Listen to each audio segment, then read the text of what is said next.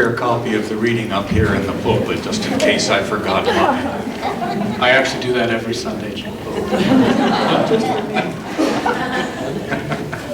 Our reading today comes from John's Gospel, and like last week's reading from Mark, it comes in the days before Jesus' arrest in Jerusalem. This is another of those passages that has scholars divided about whether these are or are not actually words that Jesus spoken. It seems quite likely that John writes this in response to his followers' growing anxiety about how to continue without Jesus' physical presence as their teacher and comforter. Jesus had stressed the importance of experiencing God rather than thinking about God in a way that is more challenging to teach to one another than simply what to believe.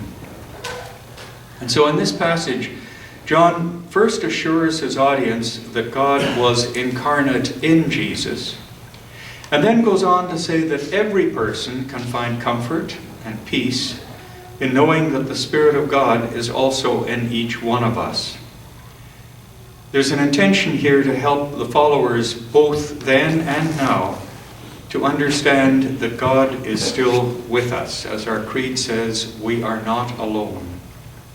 All we need to do is open to the experience of God in our lives, in our relationships, and in our world. And so I'm reading from John chapter 14, verses 8 to 11, and then 25 to 27. And it's a very familiar passage. You will know it. Jesus said, "Do not let your hearts be troubled. Believe in God. Believe also in me." Philip said to him, "Lord, show us God and we'll be satisfied."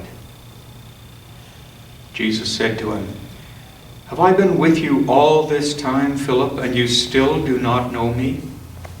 Whoever has seen me has seen God.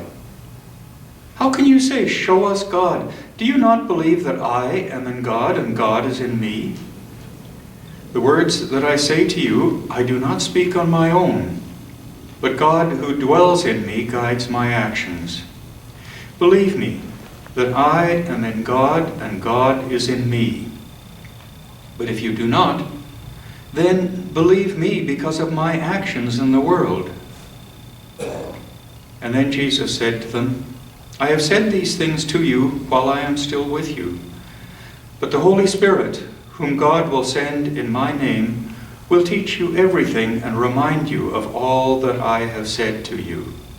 Peace I leave with you. My peace I give to you. I do not give to you as the world gives. So do not let your hearts be troubled, and do not let them be afraid." Hear what the Spirit is saying to the church. Thanks be to God. Thanks, Jim.